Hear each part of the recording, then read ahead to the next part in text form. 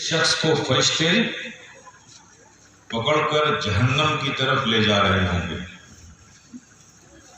जब उनकी नजर उस शख्स पर पड़ेगी, वो देखेंगे तो क्या देखेंगे कि जिसे ले जाया जा रहा है वो आका का उम्मती है। जब हज़रत आदम देखेंगे कि आका के उम्मती को फरिश्ते जहन्नम की तरफ लेकर जा रहे हैं, तो हश्र के मैदान में आवाज देंगे, अहमद अहमद अहमद। आका हज़रत आदम की आवाज को सुनेंगे, जवाब देंगे, या अबुल बशर हाजिर हूं हाजिर हूं।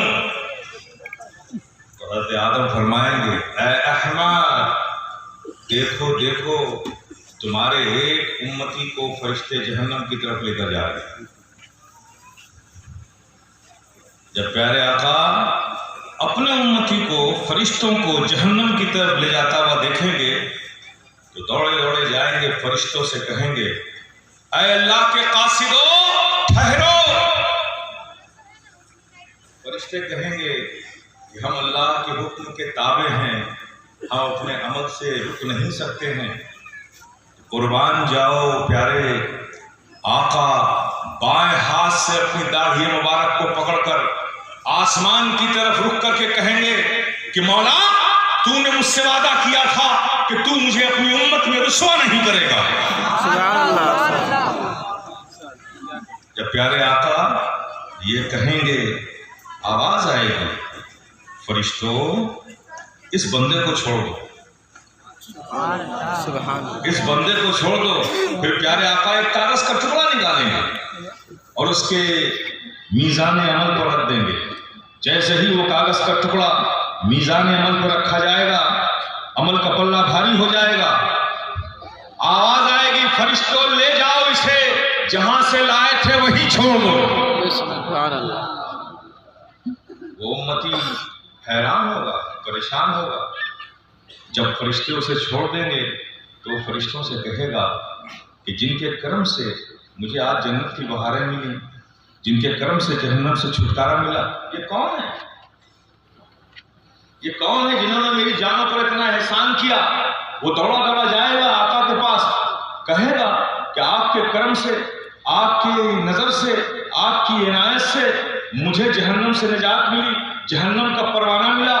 आखिर आप हैं कौन जो आपने मेरी जानों पर इतना एहसान किया? तो आका फरमाएंगे, सुन, मैं तेरा नबी हूं, तू मेरा उम्मती है। सुभान अल्लाह। मैं तेरा नबी हूं, तू मेरा उम्मती है। फिर वो उम्मती कहेगा, क्या आका वो क्या चीज थी कागज के टुकड़े में जो आपने मीज़ान अमल पे रख दिया? मेरे अमल का पल्ला भारी हो गया और मुझे जन्नत का परवाना मिल गया। तो आका फरमाएंगे, सुन, तेरी एक अमानत मेरे पास थी। सुभान अल्लाह। मोती कहेगा, आका मेरी अमानत आपके पास? वो कौन सी अमानत थी?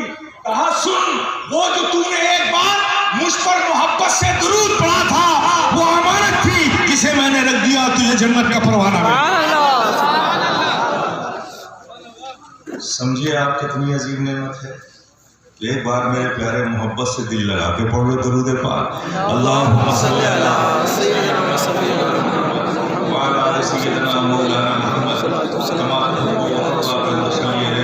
सलातुम व सलामुन अलैका या रसूलल्लाह, सलातुम व सलामुन अलैका या हबीबल्लाह, सलातुम व सलामुन अलैका या नबी अल्लाह।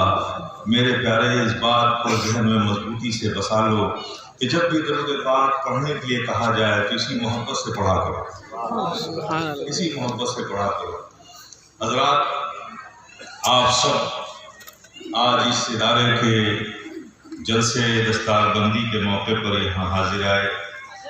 होता है, दस्तार हासिल करता है, सनद हासिल करता है, तो आपका ये अंदाज नहीं होता। क्यों? बच्चे तो दोनों आपके हैं, दोनों ने जिंदगी की कामयाबी की सनद हासिल की। एक दुनियावी निसाब को पढ़कर, सिलेबस को पढ़कर उसकी डिग्री लेकर आया, तो आपके खुशी करने का अंदाज, खुशी के इजहार का अंदाज अलग। एक मदरसे में पढ़कर वहां से अपनी कामयाबी की सनद लेकर निकला, तो वहां खुशी का अंदाज अलग।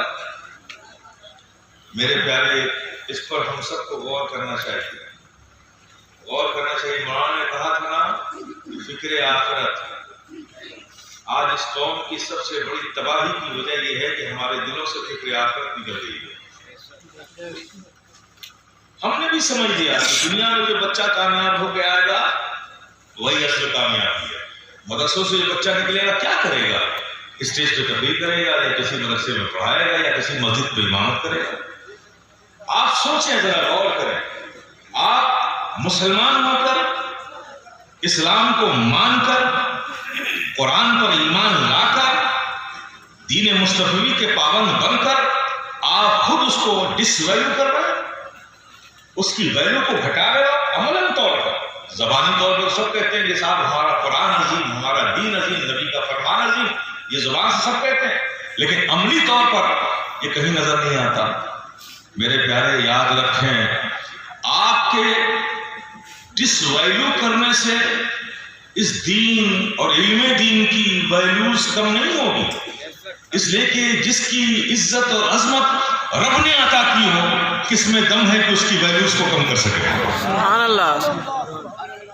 میرے پیارے، دونوں کا فرق سمجھو۔ آج میں کچھ آپ کے احساس کے دروازے پر دستک دینا چاہتا ہوں۔ خدا بیدار ہوئیے اور اپنی ذمہ داریوں کو پہچانیے۔ آپ سمجھتے ہیں کہ ہمارا وہ لڑکا جو کالج میں جائے گا، پڑھ کر آئے گا، وہ ہمارے مستقبل کے لیے روشن مستقبل کی ضمانت بنے گا، ہمارے گھر کا اسٹیٹس بلند ہوگا، ہماری ضرورتیں پوری ہوں گی۔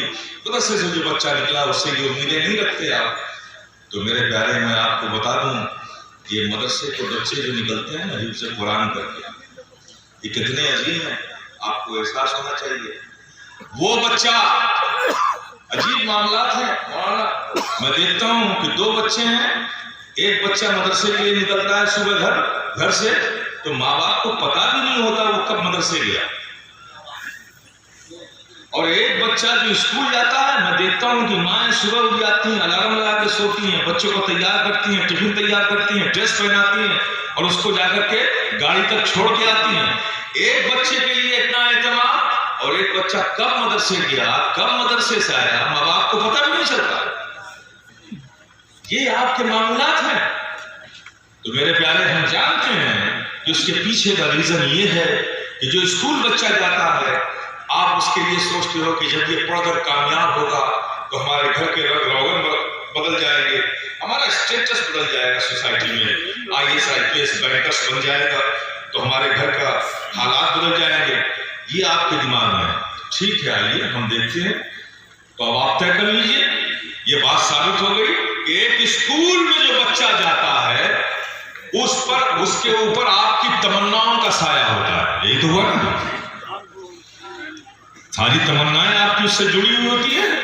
تو آپ فرق دیکھیے، ایک بچہ جو اسکول جاتا ہے وہ آپ کی تمناؤں کے سائے میں جاتا ہے، وہ بچہ جو مدرسے میں حفظ قرآن کرنے کے لیے آتا ہے وہ فرشتوں کے پروں کے سائے میں آتا ہے۔